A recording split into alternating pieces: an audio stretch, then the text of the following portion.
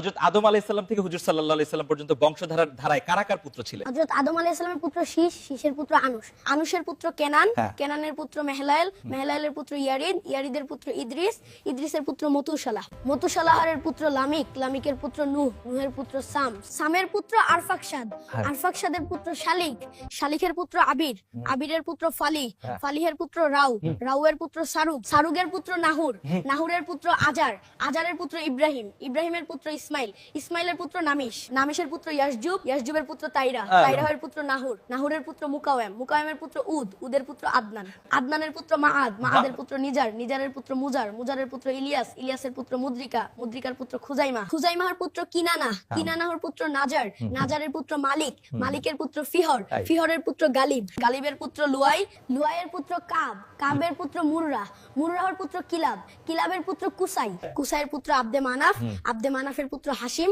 হাসিমের পুত্র আব্দুল মুতালিব, আব্দুল মুতালিবের পুত্র আব্দুল্লাহ, আব্দুল্লাহর পুত্র হযরত মুহাম্মদুর রাসূলুল্লাহ সাল্লাল্লাহু আলাইহি ওয়াসাল্লাম।